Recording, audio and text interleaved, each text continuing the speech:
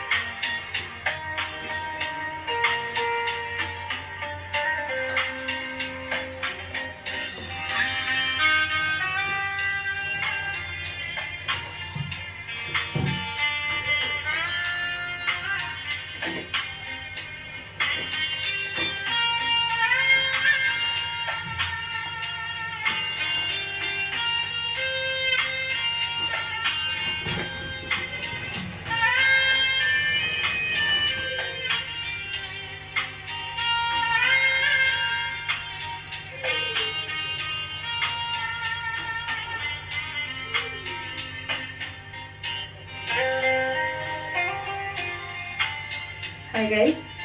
आज कार्तिक महात्म्यर 6 अध्याय पढ़ार अच्छे 5 पद पढ़ बुझे तो 6 अध्याय बाकी थिला पढ़दबा ठीक अच्छे।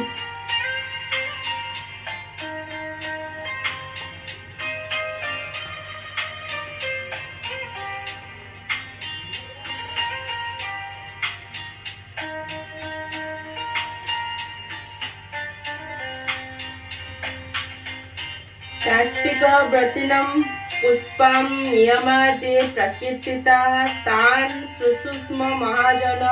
तथा मानन समासतः कहन्ति ब्रह्मांक कुमार सोनर जन धर्मसार कार्तिके व्रते जाहा अछि हविष्य अर्थे जाहा इछि ताहा कहिबा विधि मते संसार जनं कहिते ब्रह्मांक वचने विहित जे विष्णु प्रिय महाव्रत आत्मार कारण विचारे जे जने पालिब संसारे मधुमांसादि जे आमिष कोलथ मसूर जे मांस बर्तिका आदि कंटा फल कुष्मांड आदि मधुराण अगस्ती बिनु जेते साकी कार्तिके ने भक्षिब व्रती लेम्बुजा मण बहु बीजी मूला ककड़ा कर्क भेजी जल एरंड रस बेनी कार्तिके अंगरे न घेनी अजाम इंसी बेनी क्षीर कार्तिके न करी आहार तांबूल आदि मुखवास भक्षणे अति बड़ दोष निंदित द्रव्य बा उच्छिष्ट दग्ध पदार्थ अप्रतिष्ठ विष प्रयोग द्रव्य जेते सर्ववर्जित महाहिते कुसंग परिहास खेल कहि क्रोध हिंसा बल मिथ्या वचन निंदा जल कार्तिके वर्जित सकल चंडाले कथने कहिब स्त्री संसर्ग न करिब शयने न इच्छिब संग न देखि कुट नट रंग वृक्ष आरोहण न करी अथल जले न पहरी मृजंगे न करिब क्रीड़ा जेणे आत्मा को लागे पीड़ा तेणे नहिब परवेश न करी पर पाके ग्रास एते वर्जित करी नित्य पुणी करिब जेब कृत्य हविष अन्न अर्थे दान वर्जित रंग कृष्ण वर्ण सरब अंते जेहु पाची बहु विधाने ताहा संची जे धान तंडुल विचारी जेबा कलंक अपहरी अन्न रांधिब शुद्ध पात्रे जेबा वर्जित पत्र पात्रे व्यंजन तीर्थ जहा कल्पी से कथा कहवा संक्षेपी अग्नि कपाल जेउ लुण हविष्य जोगे ताकु आण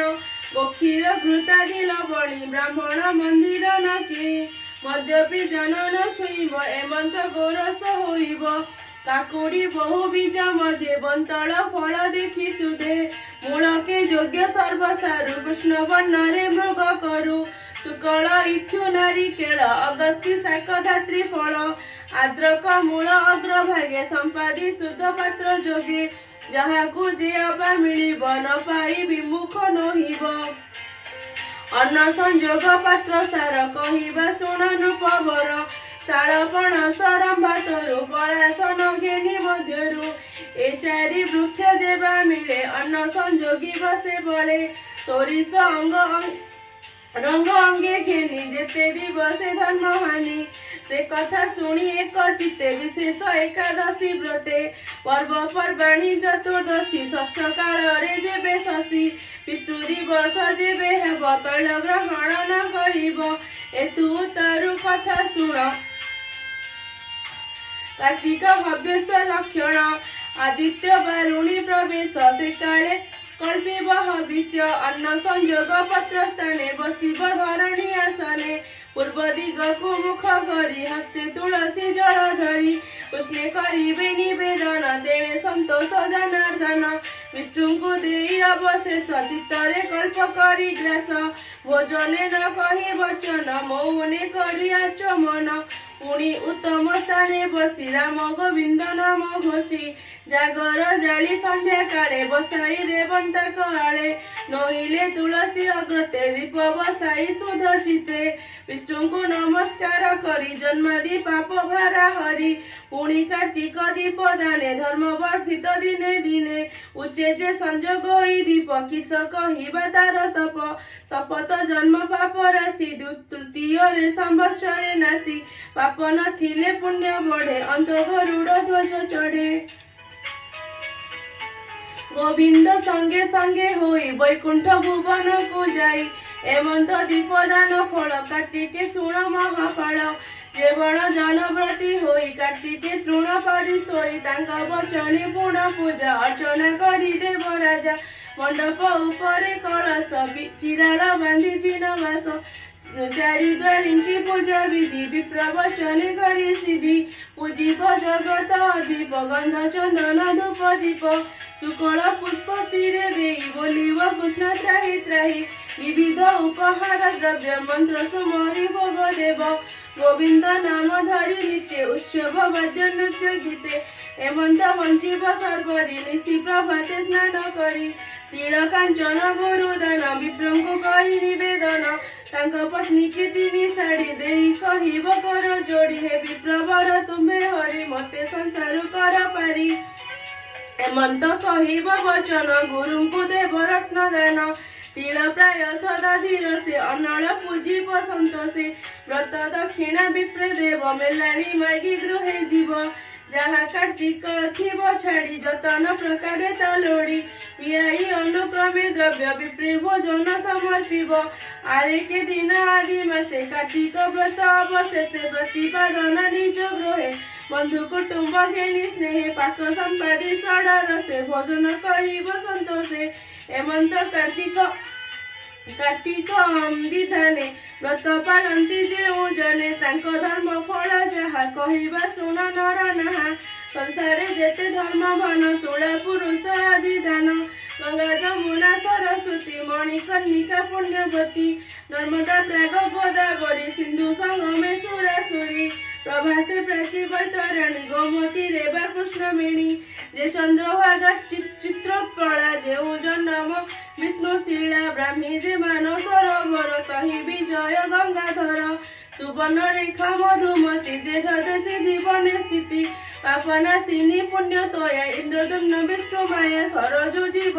शिव गंगा नदी ऋषिकुल्यादि महानदी आदि पुण्य तीर्थ जल स्नान कले जेते फल राजा सोयादि जेते कृत्य वेद विहित जेते व्रत जोग समाधि दान ध्यान प्रसाद आदि कीर्तिमान बचिबा वर्णाश्रमे रही तपदग्ध करी देही ए सर्व धर्म ठूला करी कार्तिक व्रते नुहे सरी जागत पुण्य करी एक सहस्र गुण रे कार्तिक विष्णु अति प्रिय जेणु कार्तिक महापुण्य तेणु अंगे जे पाप विघ्न अछि कार्तिक संकल्प रे जानती केसरी आगमन पथे जेने पड़ांती गज तुते एमंती कार्तिक महिमा बचने की देवा उपमा कार्तिक छाड़ी जेते करी दश सागर फल सरी अवश्य सत गुण जान उद्यापन रे लक्ष्य गुण जाग जोग रे स्वर्ग भोग कार्तिके वैकुंठ रे जोग विधि संकल्पे व्रत कले अक्षय मुक्ति पाई भले जावत धर्म देई नासे युवती जेने बरबासे स्वधर्म पण जाई तार कार्तिक हीन तेने नर किंचित जेते प्रतिफल अन्य कर्म को धर्म बल कार्तिक पाली अन्य धर्म कले सफल सबु कर्म एही परकारे एकादशी आबर पालन तुलसी ए तीन महिमा समान विशेष कार्तिक प्रधान सुण राजन धर्म सार एक पद्म पुराण केसर उत्तराखंडे पर सिद्धि कार्तिक धर्म यथा विधि जे शुणे दिव्य ज्ञाने संशय दूर करी मने सेही कार्तिक धर्म पाई सर्वदुरित क्षय जाई ब्राह्मण आदि चारि वर्ण स्त्री पुरुष सेवा जन बिना कार्तिके शुद्ध नही विष्णु श्री मुखे छंती कही से प्रभु वाक्य उपदेश भणई महादेव दास इति श्री पद्म पुराण उत्तराखंडे कार्तिक महात्म्ये पृथुनारद संवादे कार्तिक उद्यापन धर्म कथने नाम षष्ठाध्याय